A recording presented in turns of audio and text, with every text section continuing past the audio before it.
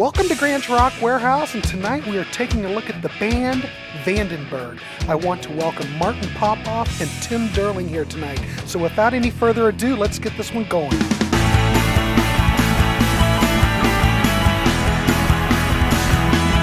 Welcome to Grant's Rock Warehouse, and tonight we're going to take a look at the band Vandenberg. Now, back in the 80s, I was aware of this band. I really didn't listen to them too much, but they were one of those bands that just seemed to be like a blip on the screen. And if you know anything about this show, we love to cover stuff, kind of obscure bands. Even though this band put out a record in 2020, and on Blabbermouth, there was an announcement of a new Vandenberg album coming out. I believe they made that announcement February 23rd. I'm not sure the release date of the new record, but I'm going to pop the album cover in right here, but it's called Sin. So they're releasing new material. It's not the same band back in the 80s, but it's not too bad. So anyway, I thought we'd look at Vandenberg, and I think Tim and I kind of came up with this idea. I don't know how. We were talking about, it's probably during an April Wine show or something. Might have been Blue Murder.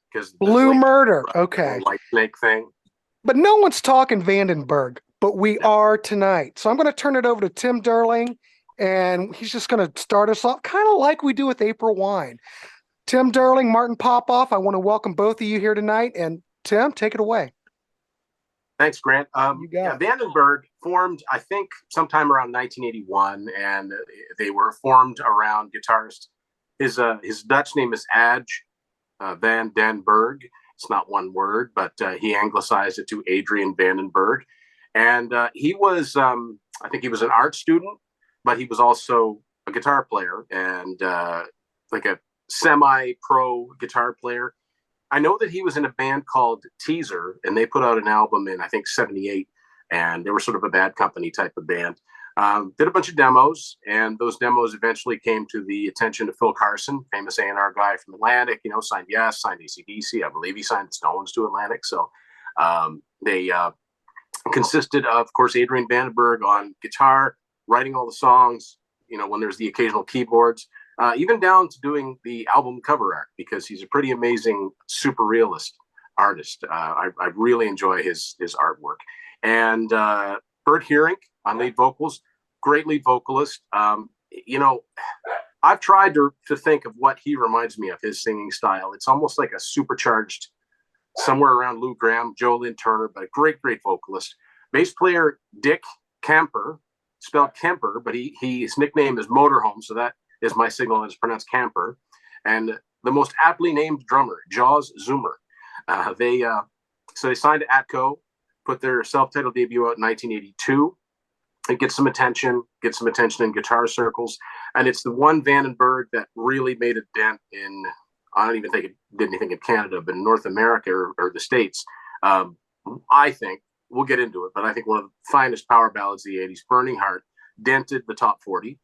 I believe it peaked at number 39 in early 83. They followed that up quite quickly in 83 with Heading for a Storm, the first one to feature some artwork from Adrian. That one's, I think, a lot like the first one. And then the third one, Alibi, which came out in September 85, quite a lot different. They've got a lot of electronics going on. I think I'm pretty sure they were trying to go for a Def Leppard Pyromania type of sound. And then, of course, the reason most people know who Adrian Vandenberg is because he got this gig with a little band called Whitesnake. And, people know him as the guitar with the puzzle on it, the reverse headstock, and the violin bow, which apparently Robert Plant was very amused by. And he played the solo on the album version of Here I Go Again, not the wimpy radio mix, but the actual solo. It's the only thing that any of that 1987 touring band, it's the only time a member of that touring band actually played on that album, the whole switcheroo thing. And then Atco, post Whitesnake being really successful in 88, they pop out a single disc best of, and that's it. I don't know what the other guys at Vandenberg do. Adrian comes and goes from Whitesnake. He's in a band called Manic Eden, and there's a couple things I want to mention when we kind of get there, talking about them. In 2004, a couple of releases came out that I want to talk about, and then, like Grant said, and if you can hear my dog barking, I'm sorry. Like Grant said, there's a new album that came out in 2020, and there's a new one that's due to come out this year. So it's an interesting, fun time to be a Vandenberg fan. I've long championed this band. I've subconsciously always compared them to Coney Hatch, because for the longest time, all there was the 3 albums, 82, 83, 85, then gone. They came back too. So yeah, I always ready to talk about these obscure bands that I crow about to people. You always wonder, really, how obscure is Vandenberg? But you think about this. Atco, think about in the CD era. You know, they had those original albums that came out. Atco never put those out as reissues on CD. They Not came in the out on US. Wounded Bird, like what, in Yep. the 2000s, early 2000, And they 2008? came out in Japan, but yeah, But there's not no here. I've got something that illustrates that I'll show here in a bit. Okay, That but I really just think drives it's, home that they couldn't be bothered putting out CD versions of them. I just don't think these records really were worthy. And I'm not saying that they were bad records. They No. just didn't sell anything. And I just figured that I don't know. They went under the Well, their best radar, I shot- guess. Their best shot was their first shot, and they made a certain amount of headway, but they never capitalized on it. They did lots of big tours. I mean, they opened for Kiss. They opened for I think MSG. Like, they opened for, you know, big bands of the era. Mhm. But yeah, there was just no. And I think the third album just kind of died on the vine. So Yeah. All right. Well, let's start out looking at, we can't look at the new record yet because it's not out, but we can look at the album from 2020. Oh, look at you with the vinyl. Look at you. Yeah, I got the CD. I hadn't had it. I had to find it. I don't know if this is actually in print because I had to get this from Europe. yeah, me too. It's a I think it's massive out of record. print now. So I don't know. Let's talk about this record real quick. Let's throw it over to Martin. Martin, what's your thoughts on this?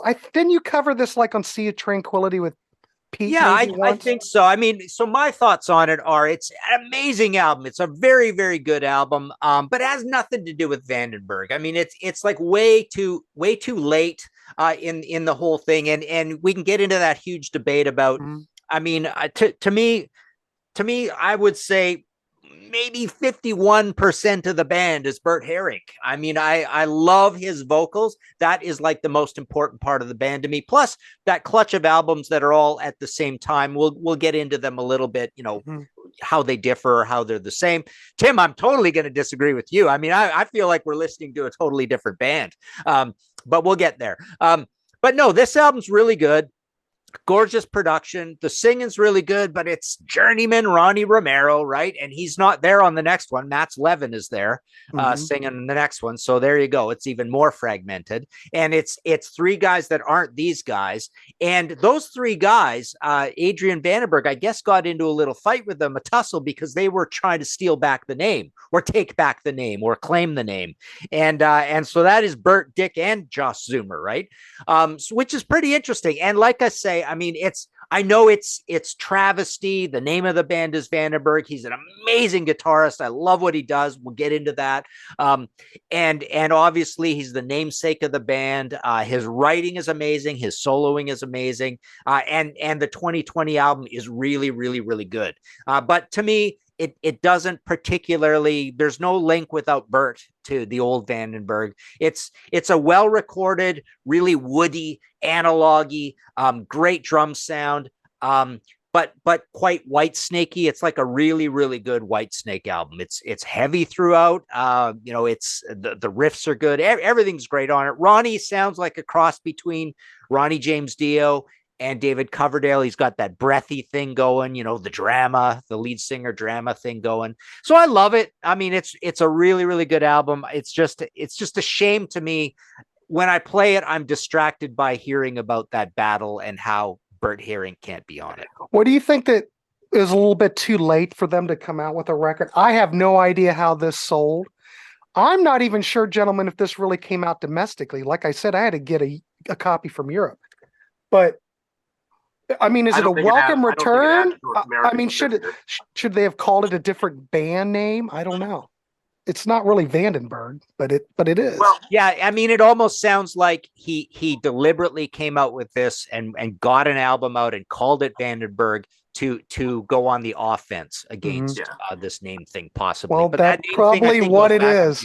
Yeah, it's a shame. I did a pretty extensive review episode on on it when it came out. I bought the deluxe, like it came in a little box, and I think it has a patch with it and stuff. I like the album, but yeah, I agree with what's been said. It has nothing to do with that classic Vandenberg sound. And Martin's right. If they'd had Bert and another rhythm section, it would sound like Vandenberg. And I remember reading, because I followed Ronnie Romero on Instagram, and one day out of the blue, he just started lashing out, and I don't know who he was lashing out at. The next thing I know, he's not Vandenberg anymore. So, I mean, he's on that strange Rainbow live CD where it's over half of it's Deep Purple, and he's got something that Bert had too, but I was able to push through it. Is the second language thing where it's like. Certain emphasis on certain words. One big thing for me is that they remade Burning Heart 2020, which was the most pointless thing to do. I understand it's your namesake song, and if somebody came calling and said, hey, we want to use your song Burning Heart in the movie, that Adrian would say, here, use this.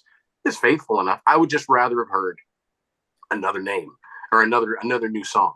But a good album, complete unknowns to me. It's Ronnie Romero on vocals, Cohen Hurst on drums, and bass by Randy Vander Elson. And just a 10-track album, no nonsense, fits on one vinyl.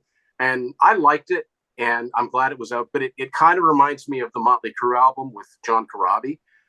I like the album. It doesn't sound like the band that's on there, but I love the logo, so it was really cool to see that logo on a new album. And I got to say, I'm looking forward to the new one. I know they have a new lead singer, but I'll bet you it'll be more of the same. That's just my guess. Well, based on this, if it's anything like what they produced here, I'm down. I thought it was a fine record. I think it sounded great. Like Martin said, I think the production's good. This could have been released like in 1988, 89. It kind of fits right in with those other records. Yeah, it's a different band, but it's still the same kind of songwriting style. Whether you want to call it Vandenberg or not, I think it's worthy. I would probably not start with this record, but I think I don't have a problem with it. I think it's a welcome return, and you have to admit, Adrian Vandenberg sounds really good on it. I mean, what a good player. During the solos where I think it's on purpose. He echoes, there's little licks that remind me of older songs. Couldn't place the songs, but he's got such a lyrical style. His solos are little songs. They take you on a trip. He can shred, but it's not overly flashy. I've never heard anybody really play like him. I'm just curious, real quick, before we go to the next record, and both of you, thanks for those reviews. I think it's great. How do you picture Adrian Vandenberg as a guitar player and where he stands up? He's a fine player, but do you think people even really? I don't think they even really remember Adrian Vandenberg. I feel like we're talking about the Sweet Show now, but it's like he wasn't in the spotlight for long enough. I don't think so. But I think Whitesnake were huge, but who knows the names of the guys in Whitesnake except maybe David Coverdale? There's more people that know Tawny Kitane's name than know the rest of the guys that were in that band. But as the guitar players from that era, I think he's up there with some of the best. What do you guys think? He should be. Not only is he an excellent player, he's an excellent writer. He knows how to write a melodic hard rock song, and I'm going to say I don't think they've done a bad record per se. I just think that they have some different sounds. But like I said, I like this album.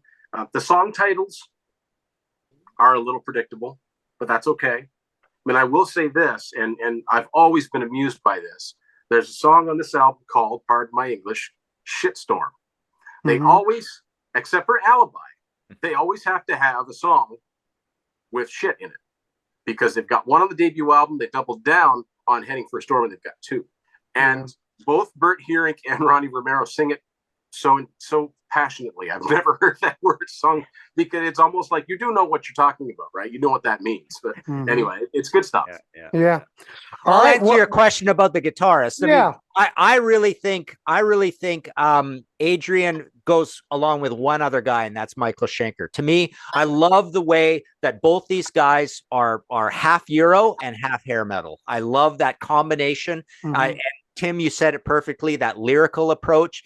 And you also said the idea of he writes little songs for those solos. They're gorgeous. It's almost like you want to hand Yngwie Malmsteen and say, here's how you make this is the way you do it with that idea. Here's how you take those mechanics that you have and Adrian has and make it musical.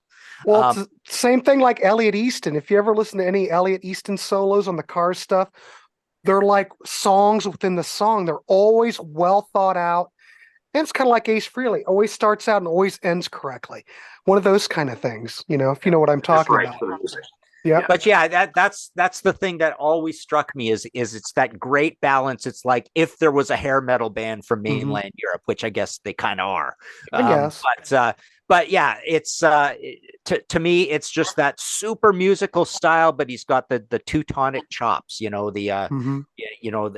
the frost core, the new wave of Swedish heavy metal sound in there as well. But it's also just so accessible and so well put together that it feels like a hair metal grade. It feels like a superstar coming from the Mike Varney US metal camp, and who becomes super commercial and like a stadium rocker. Almost like the first couple of Europe albums if there were no keyboards. There you go. Yeah. All right, boys. Well, we're going to go back to 1985. We jumped Before we do that, huh? Go ahead. Can I stop in 2004 for a second? We can make a pit stop. Let me adjust the time machine. Yes, go ahead. Yeah. So a couple of things came out I was very excited about because I thought this was a band that did what they did and that was it. First thing is this 2 CD set called The Definitive Vandenberg, which came out in 2004. That's obviously Adrian artwork there. And this is on Warner Strategic Marketing, but it's from Europe. I was going to say, that doesn't look domestic or Canadian to me. This is a 2-disc compilation. And with the exception of just a handful of songs, most of the songs from those 3 Vandenberg albums, the Atlantic albums, are on here. But the real bonus is that there's some unreleased stuff. There's a song called Out of Cash. There's a song called Roll Through the Night. There's one called Help Me Through the Night.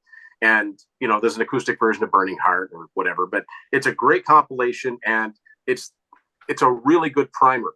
Wounded Bird has one called The Atlantic Years, but I think that's just the straight 3 albums on 2 discs. This has some extra stuff. And right around the same time that came out, this was originally recorded in 84, but I don't know how easy this is to find these days, but this is live in Japan. This is a concert from 1984.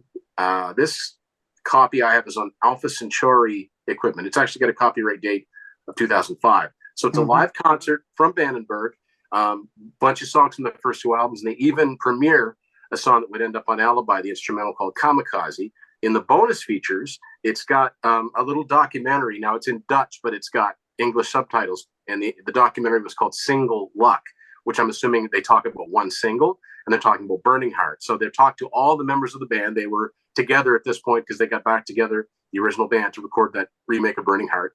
And then there's videos on here for Burning Heart, You Love Is in Vain, Different Worlds, Once in a Lifetime. I hate when they do this. They didn't put on Friday night. Like, why not put on all other videos? But anyway, it's not a bad concert. Bert Herring's not the most exciting frontman live, but he sings well live and the band sounds good. Like a lot of concerts from the 80s, songs that were sped up. But if you're a diehard fan, it's worth seeking out. You can probably see it on YouTube now. This is pre-YouTube. And that's all I got until another comp that came out in 1988. Oh, okay. Cool. So we can jump to 1985 now. Okay. All right. Well, 1985, a big jump, but this was the last record for Atco, and we're talking about Alibi. So that came out August 29th, 1985. Here we go. Oh. Look at that. I've got a theme going that you'll see with the other ones. I know, you almost have to connect those together if you're really good. You got Hot in the Shade there, Martin? Yeah, that'd be a good one too. Yeah. This took me forever to find on vinyl. It's really hard to find. I love this cover. It is. I think it's my favorite Vandenberg cover. There's mine. Out of all of them. But the new one's kind of cool. It is. Yeah. Oh, yeah. There you go. We almost have that hair metal look on the back of that cover. Definitely. Almost. Yeah. But they are very stylish. It's kind of like Aldo Nova Twitch. Buddy over here looks like Marty Friedman a little bit, Isn't it? Little Marty Friedman over here. Mm-hmm. Little diamond head over here. So on this album, it's a totally different band.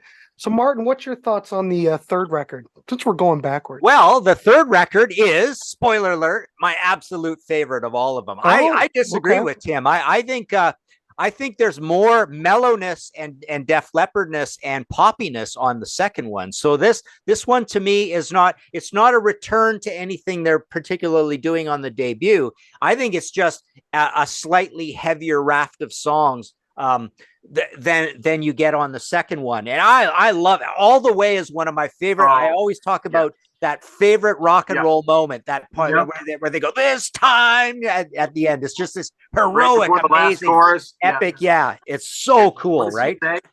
And I marked, I'll bet you I win this race. And it's just like, good to be alive. Yeah, exactly. No, exactly. The Def Leppard sound to me doesn't come with the writing, Martin. It's the drums. The drums sound. But I can hear the syndromes and stuff even on the second album in my head. I can too. I think they're there, but I think it really my favorite too. I love it. Yeah, there's a lot of heavy stuff on here. Pedal to the Metal. I think you get his best and most ferocious and aggressive solos on here. Enthusiastic. Voodoo is totally heavy, right? A good heavy one. Once in a Lifetime's a ballad on here. Fighting Against the World is kind of a gallopy sort of thing on here. It's good that you can actually picture the songs in your head just by reading the because All the Way is like usually one of the best openers ever. Yeah, so cool and so gradual the way it opens with that motorcycle sound coming up and then the guitar super quiet. Yeah, what an amazing song. So to me Vandenberg is super professional on the second and third album, and then but they're heavier again on the third album. So this is my favorite of the three. And how complicated a riff is Dressed to Kill. It's so intricate. Yeah, so cool. It doesn't sound a challenge to listen to. Swoops up and down all over the place. They're just firing away super fast. Like, what a brilliant riff. He is such a great writer. He's very fluid, and it sounds difficult, but he doesn't make it sound difficult, if you know what that means, Yeah.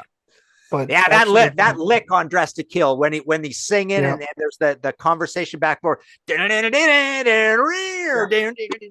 back into it. Yeah, it's so cool. Kind of Van Halen-esque, Rock would let out a yell.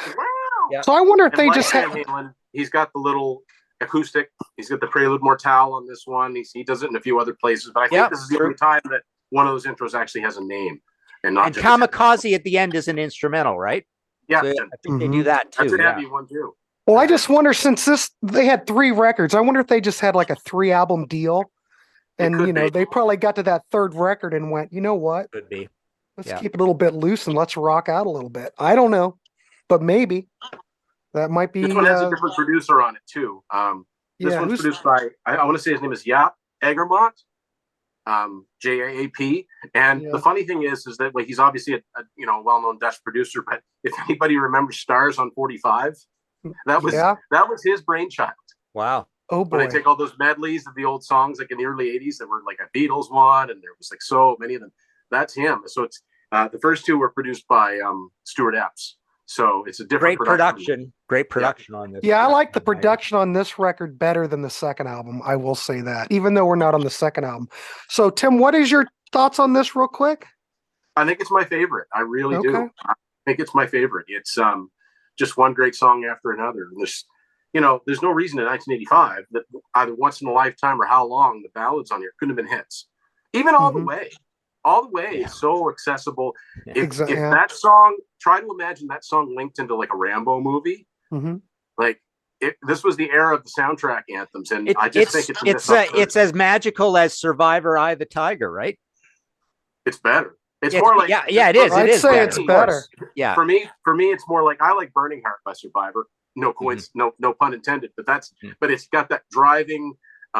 It's interesting. It comes in layers, like because he's got that clean sounding electric guitar, and he's a horn honk. You're like, okay, where's the one? And you don't really know the one until the doom, doom, doom, doom. Like you don't really hear it till that, but it's also got that that big deep I think it's electronic, it was where this doom, like he's got that, but it works. It doesn't, I don't think it sounds cheesy. And they even change around the time signature in that heroic part too. I mean, it's a complicated part, but it's a magic metal moment. It's got that classic songwriting trope where the last, when they head into the final chorus, it's a little bit different. Then they go back into the chorus as we knew it for the first 2. It's almost like, I like to call it, thank you for listening. Then we're going to give you something else. And it's a good example of how Adrian plays against the beat.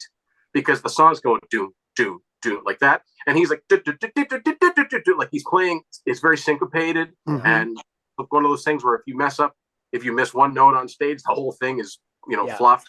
He does do that. He throws in triplets against the 4/4 quite often. That's a lot. Yeah. Yeah.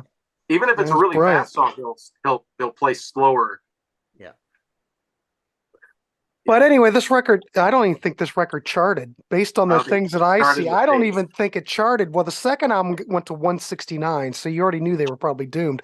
But I'm just surprised, 1985 and the quality of the material, I don't know. Maybe they just didn't get the proper promotion here in the States. I think part of the problem is the classic. They didn't move. Yeah, they're from Holland, right? I mean, that is totally it. There's like them and Golden Earring, right? And Golden Earring had, they got lucky twice in the States. Radar Love and that Twilight. Could be it. Yeah. But you would have thought.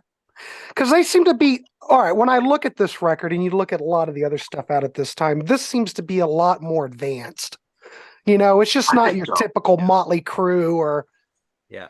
Oh, it's very smart. I don't want to say Dokken because I like Dokken, but it seems like it's a little bit higher up on the food chain, if you know what I mean. Yeah. And maybe that was probably the problem too. I don't know. I think maybe it went over people's heads. Like it might have. It was man. It's the not moving thing. You're not there to go out for dinner with people. You're not there getting seen constantly. That's it. So they're just not going to push it. They're going to release it. If it goes, it goes. Yeah. Even if they had management based, there would have helped. I know, like, this is way off, except for the fact they were both on Atlantic. But I know, In Excess, their manager moved to New York in the mid '80s. That's when they started to get attention because he was in Atlantic's face all the time. It's funny. I'm just looking at the back of the second record. It says personal management Kees Bars, who I think was their original Dutch manager, and Ken Adamani. Wasn't he Cheap Trick's? He's Cheap Trick. Yeah. So, but then again, in 1985, Cheap Trick put out a killer, or at least a killer single, Tonight It's You, and it flopped. So, well, obviously that's a whole other show because that album could have been great. Yeah. Had it had a different outcome. Yeah. But you have to admit, Tonight It's You's great. But Ken Adamani, which I'm surprised who knows? He was a manager. But it's too bad. Is he their manager on the third album too? Yeah, it's the same management listed on the third. I don't know about the second one yet, or the first one. And it just seems weird that he would be managing them, but I don't know. He was like out of Wisconsin, I think. It just seems weird, but who knows? The first album just said Kees Bars out of Holland, so they didn't. So, excuse me. Maybe if they'd had him from the get-go, I don't know. I don't know. Maybe. I think that's what happened with Blue Murder too. They didn't have good management. We talked about that, I think. Yeah, Blue Murder came out, what, 89? Yeah. I mean, that's... And they had John Sykes' father-in-law or something, and kind of like Diamond Head, you know what I mean? It's like a family member managing them, and nobody knows who they are. So what do you think? What do you expect is going to get done? But attempt was made. But I will say, I agree with Martin. I think all the points that he made, all the points that you both made, I totally agree with. I think this is probably my favorite one. I think this is where everything kind of comes together, even though the other records I don't think are lacking anything, but this might be. In fact, I would recommend anyone starting with this band. This might be a good place to start.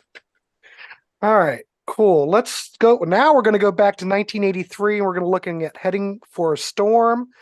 All right. And like I said, this peaked at 169 on the chart, so it did. There you go. There you go. Yeah. Let's see. Yeah, Tim, show us that back cover again. It continues. Yeah, there they are. They're would all have looked good as a black. gatefold. And I don't know what they're supposed to be doing other than reflecting light. I'm not sure, but it's a good shot. It looks good. It's a cool they shot. Look good. It looks good. Artsy. They look. Yeah. I mean, they look like rockers. I'll give you that. They don't. Adrian with his bow tie. Yeah. Yeah, he's cool. Yeah.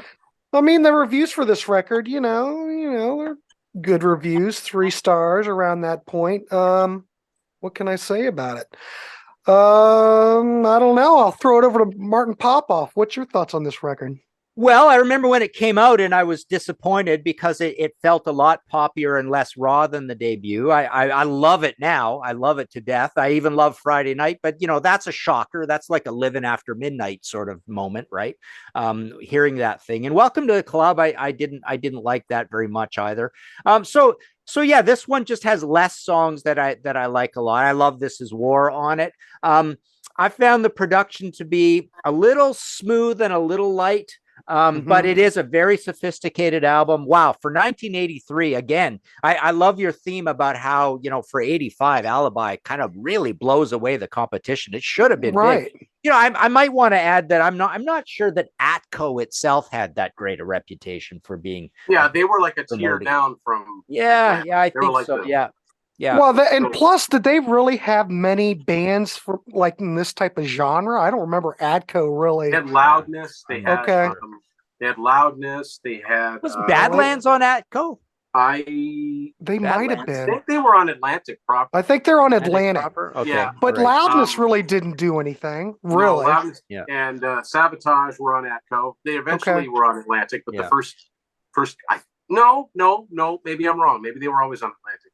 I can picture the repeating. Well, Pete Townshend's first few albums were on Atco. Oh, right. Yeah, that's true. And I like the. It's funny. I like the logo on the Heading for a Storm record. Just got this repeating. The Atco. Oh, right. Yeah. Which is kind of. And I like the Vandenberg font on there. The Vandenberg font looks good. Yeah. Who's the band? What's the band? The last thing I'll say is this is my second favorite. There you go. Okay. Who's the band that did Rock and Roll Party in the Streets? Oh, Axe. They were on their Nemesis album, I think. Love Axe, yeah. Was on Atco. So cool. I think the first two were on MCA. Yeah. Well, I think maybe them being on Atco might have been a problem too. I think there were many problems here. Yeah. Not to take away from the material, but I don't know. You just think it would have taken off, but it didn't. All right. So, Martin, that's his second favorite. Tim Durling, what do you think about this one? Well, I don't think I rated Alibi the 2021. I'm going to give I'm going to give the 2021.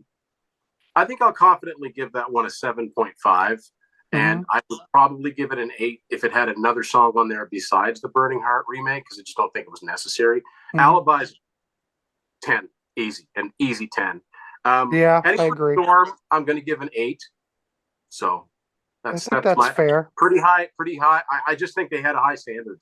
And 7.5 for 2020, I think that's fair because it's a fine record. Maybe it's not what the band was, but it's still a fine record. I'll go 9 for Alibi and 9 for this. Even though Alibi is my favorite. I mean, both of these records, the only reason they get down to a 9 is there's clearly a couple of songs that I'm not a big fan of, but I just love the whole package, and the rest of them I love the package. I would just give it down. I think 9's fair, maybe an 8.5 because I think Alibi has better production. It sounds better. This, at least on this CD, I don't know. It sounds okay, but. They've got a lot of the Lynn drums, Sin drums. Yeah. Like, you can hear it Friday night where it's like. It's more compressed. I don't know. Yeah, it is more to the middle. It is more mid-rangey. Okay. Yeah, I don't know. I just think Alibi sounds a lot more open, if that makes sense. I think it just sounds better. Yep. All right, cool. Well, here we go. We're going back. Now we're going back to 1982 for the debut album. Again, it came out. I have a guess. Yeah, I knew it. I knew it. Oh God, that's funny. Let's get pictures on it, but I knew it. I knew it. Perfect. That's funny.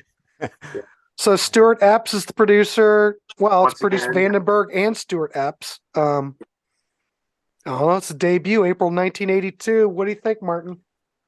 Well, so when this came out, I loved it. It is raw, and there's a certain 70s vibe to it.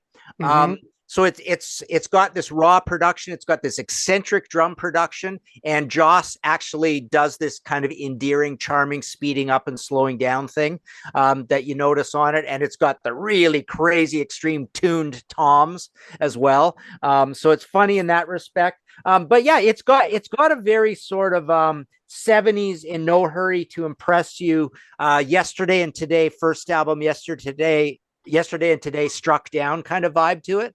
So it feels like a bunch of late 70s songs they've had around maybe they wrote in 77, 78, 79, 80, 81. It's like, here, we got to stick all our songs on here. So it feels like there's some older material on it, but it was a good, charming, heavy album. And, immediately they started getting, called basically the baby Van Halen, and they deserve that. And they were kind of hot shots, right? They were good looking guys, and Adrian's a guitar hero, and they had that big power ballad single on it. And yeah, they were making some waves, and they were touring, like Tim said, with some big American acts. But yeah, just good quality. Again, when I was thinking and going through these songs again, it reminds me of really the very cream of the crop quality kind of thing you might hear on those US metal albums a little bit.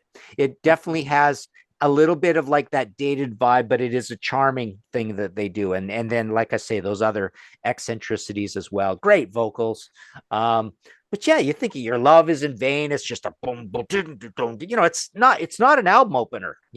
It's just not like that. Back on My Feet is actually a little more of the love it. opener. And Wait, you're back to a slow one, and then the ballads. So yeah, it's a little all over the place, very live sounding. There you go. I'm rating it the third of the four. I'm putting 2020 at the bottom. I'm gonna give this an 8, because I just love Vandenberg so much. It's got to still be high. So you like the production on this one too? Anything? No, the production is not like that the good. Production. No, the Alibi production is the best. So I'm going like 8, 9, 9, 7.5. I mean, it's all pretty high. It's kind of ridiculous. But no, the production's actually even a little dated on it. And if you want to include the production, how well the parts fit together, they're really loose on this album. It is a Van Halen 2-esque, Women and Children First-esque. Speeds up, slows down. Yeah, it's pretty funny. Yeah. Well, I think as far as guitar playing goes, I think this is probably my favorite one of his guitar playing, because when he plays acoustic on here, holy mackerel. Oh, flawless. He could have been a classical guitar player for all that matters. He has the chops for it. I'm just thinking now of Wait, and when we talk about like the tempo, you can tell they weren't playing for click, because when Wait comes on, it's down, almost like Hell's Bells. But by the time that ends solo, you gotta move on. Dun, dun, dun, dun, dun, dun, dun, dun, dun. Like it's way bigger on the and the so it's almost like they theatrically on purpose fool around with time in it. Yeah. I'm just curious. I'm trying to think back, because when this came out, was this 82, and this got up to 69 on the charts? Martin, maybe, I don't know. Do you remember back in the day that Adrian Vandenberg, even this early, did he get any type of notoriety as a guitar player then? I don't remember. They were just a slightly exciting baby band. That's it. They didn't get a lot of press, not a lot of excitement. Really. I'm just curious. I don't know the whole story, but when he got into Whitesnake, what was it about his playing, or what was it about him that David Coverdale liked? Does someone know? I don't know. I think he thought that they could write well together. I mean, that's debatable. Well, he can write. Like the late Keith Olsen said, all the songs are an A on Slip of the Tongue, or some dominant of A, but that's another story. But he thought that he might be a simpatico writer, and true to his word, 9 of the 10 songs on Slip of the Tongue are all Coverdale Vandenberg compositions. And even on that Restless Heart, which has kind of got a confusing history, that's the only one that Adrian actually plays on all the way through, and that's in 97. And then they did that acoustic record, so he co-wrote a lot of songs on that too. So they've obviously stayed in touch, and I know he's hopped up on stage with them and stuff like that. He calls them, so they're still friendly. Coverdale calls him the Flying Dutchman, now he calls him the Moon King. All right, Tim Durling, what is your thoughts on this one? So I'll preface this by telling you when I heard about them, because I was 8 in 82. I never heard of Vandenberg. Just a baby. I didn't hear of Van Halen until the 1984 singles, right? So, but 1988, I was a huge Whitesnake fan, way into Whitesnake, and I found this magazine, which was one of those. I don't know if it was Rock Scene that put it out, but it was one of those magazines. It's all on one band, and they talked to each of the then current members of the band. And they talked to, there's a section on Deep Purple, there was a section on Ozzy, there was a section on Quiet Riot, Black Oak, Arkansas. But there was a section on Vandenberg, and it said that Adrian had this self-titled band. They put out 3 albums, and they had a top 40 single with Burning Heart. So that etched in my mind. Fast forward to 89, I start reading interviews with Coverdale and my kid Prater and Circus that they were planning on revisiting Burning Heart, recording it for Slip of the Tongue. And I've said this many, many times. I think I said it on our Contrarians episode. That was the hit single that album didn't have, because I would have loved to have heard a full-on, fully produced version of that song with Coverdale. I think it would have been a huge hit in 1989, because they didn't have the Can't Miss ballad on that album. They just didn't. They had like 2 half ballads. Burning Heart could have done it with the right video.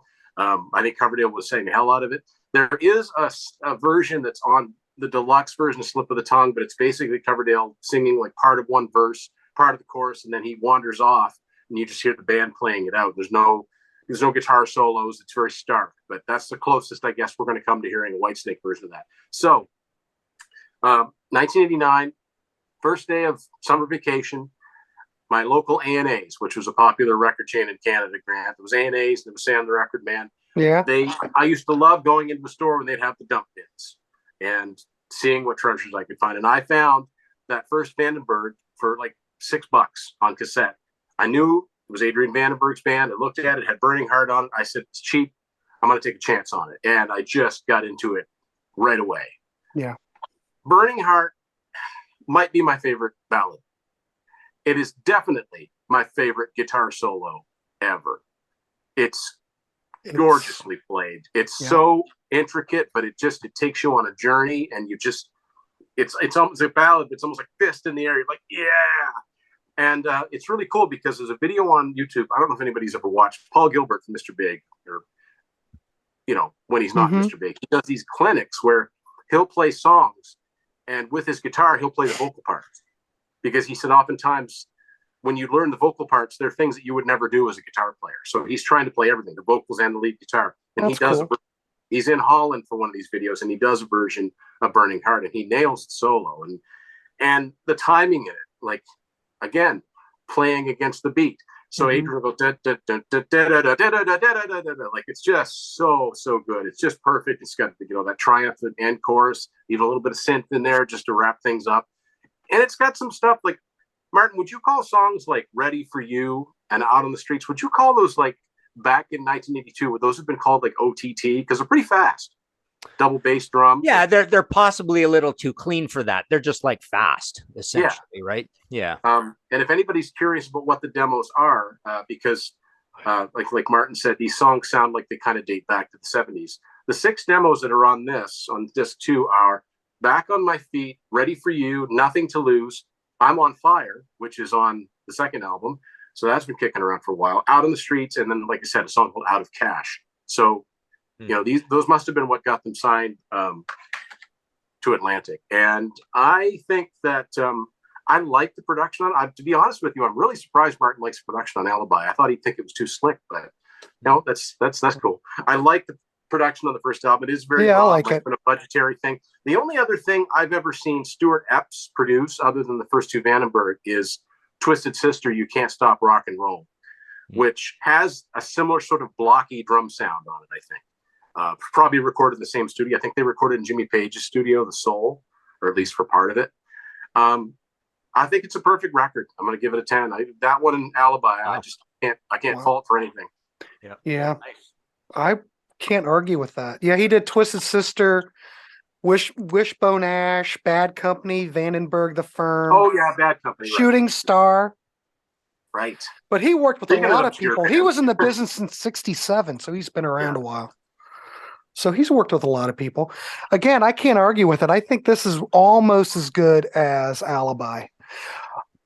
But God, I do love the guitar playing on this first record more. I don't know why. I just think he's all over it. And like I said, the acoustic part's just absolutely stunning. The guy could probably play anything, brilliant stuff. But so far we haven't really found a record that's bad. Yeah, that 2020 record, it's a different animal. Is it as good as these? Well, no, but you wouldn't expect it. Doesn't make it bad, just makes it different. I mean, it's not the Scorpions, latest Scorpions record, which picks up right from 1985, But for a legacy band, I think that the new record's fine if you want to call it new. And like we said earlier in the show, I read something on Blabbermouth that there is going to be a new Vandenberg album coming out soon. So you may want to listen to what we have to say about it. And you might want to check out new album. I have nothing to do with Vandenberg, but I'm always about promoting these bands and spreading the word to whoever wants to listen. So both Martin and both Tim both recommend this. I do have a question. Let's kind of end it on this note. You've got the 3 albums, the Adco albums, and then he put out the best of. Do you could be think any number of Guitar World covers, right? Oh yeah. Well, look at the guy. The guy looks like $1 million, you know? Yeah. Do you think for anybody getting into this band, do you think really, do we need all 3 of these Adco records? Do you think you could just get away with the best of? I mean, Tim's got the best of that's a 2 CD set, even though that's not out here domestically. I don't know. Is this a band where are they worth? What's that? It's such a small catalog. I think if you like one, you like them all. You might as well. It's like I said. It's not like you're getting back into a band that's been putting out albums since the late '60s. It's not like getting to Deep Purple in 2023. Right. You're getting to a band with a very small catalog. You might as well get it all. I do want to stress though that I really think that the second and the third are a pair, and the first one sounds like pretty much a different band. I see a huge division from that over to the second one. So the second and third to me are 2 peas in a pod, but that first one sounds like a different band. Well, do you think that maybe they pump more money into the second record and that might have something to do with it? Oh yeah. I mean, you can't say that there's a sophomore slump on the second record, even though you might not like it quite as much, but I would not say there's a sophomore slump here at all. I don't know that they had an obvious single on that second album. And I wonder, now that I've never thought about it before, but I wonder if that album wasn't completely recorded by mid 1981, and Atlantic sat on it for almost a year. Like, I wonder if it's actually older than its release date. That could explain it could why be there's such a difference in sound. Yeah, good point. Who knows? I was going to say that it sounds like a 1981 album to me. Yeah, it's like Earthshaker or. Yeah, it's definitely in that vibe, No wonder I like them so much if they remind people of Lions. Well, it says it was recorded in April of '82, but I don't know. You don't know if that's correct or not. They might have recorded this over a period of time at different studios. I don't know. Might have been mastered in '82, maybe. Yeah, that could have been sitting. We have to remember when they're making that record, they're absolutely nobody at all. Like they're not the slightly a little bit of pixie dust on them Vandenberg at 6 months after the first album, right? They're nobody. So and they're doing this I think the main thing about that is I truly believe that that's the songs that they probably had over a 3-year period leading up to it. I think you're probably right. And they had a lot of time to write it, so you know. I don't know exactly what year was this band actually formed? I think it was 80. Well, I think it says inside the liner notes of this best of. Now it says the album was released in October 1982 on the back of, but I don't think people know. Nobody kept track of that stuff. It doesn't actually say when they were formed, but there is one thing I wanted to mention: how Atlantic never bothered putting them out on CD, and this is only something a super music geek like me would notice. But that's okay. It says where all of the songs come from in each of the albums. So at the time, when it had a -1, that's the vinyl. -2 was the CD. -4 was the cassette. The first 3 studio albums, it just says 1/4. There's no 2 there, which means there are no Atlantic domestic versions of these on CD. They weren't big enough that when CD started to be made, like for years, in the States, this was the only thing that you could find on a CD. So, and even then, it's not like you saw it all the time. Yeah. Well, there you go. I guess we said it. Anybody else have anything to add? Anybody want to promote anything real quick? Yeah, I'll add one thing quickly. When Tim said Coney Hatch, I often think also Santers. They remind me a little bit of Santers. Well, Santers and Coney Hatch they have a very similar sound. Tim, I thought we talked about doing a Coney Hatch thing. Didn't we talk about that? I think we did too. I'd love to do Coney Hatch. Yeah. Same kind of thing where you could cover all those records in an hour. I like it.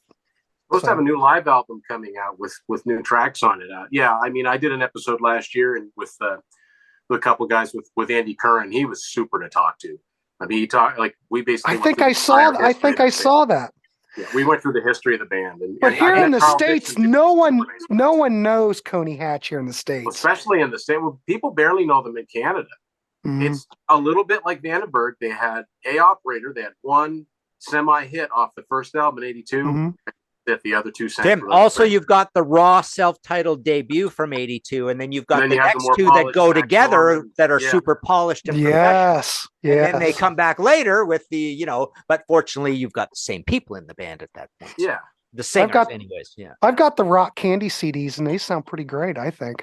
I've got to get that first one because I don't have the Rock Candy because it's got that song Sin After Sin. I don't have that on it. But those came out on CD on Anthem, right? Too. There's Anthem versions, in Canada, right? and in the States, same thing. No CDs were produced. No. They were on Mercury, like Rush was on Mercury in the States, and they were on Anthem in Canada.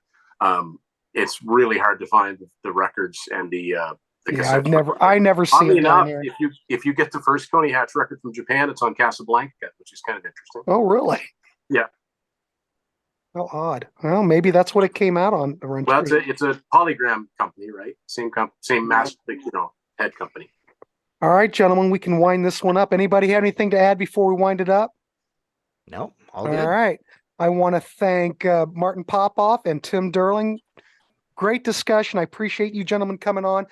Great band to talk about. And look at that. We talked about all those albums in under an hour because we're that good. So we would all recommend these records. If you're going to do it, you might as well do it. Go all in. Now, I don't know where you're going to find them. I'm sure you could stream them. I don't stream, so I don't know if they're available. But the CDs are out there. You can get them off Amazon. Yeah, I think now Wounded Bird has compiled those first 3 Adco records. That's the Atlantic recordings. There's very bare bones. There's no information in them. But they sound fine, though. It's fine. And I think it's got the entirety of the first 3 albums spread across 2 discs. So yeah, So there you go. I hope we've given some love to Vandenberg because they need some love. And like I said, new album coming out soon. I don't know when it's coming out, but I will post a picture of the album cover just to give these guys some love. So anyway, let's wrap this one up. Thank you, gentlemen, for coming on, and we'll see you on the next one.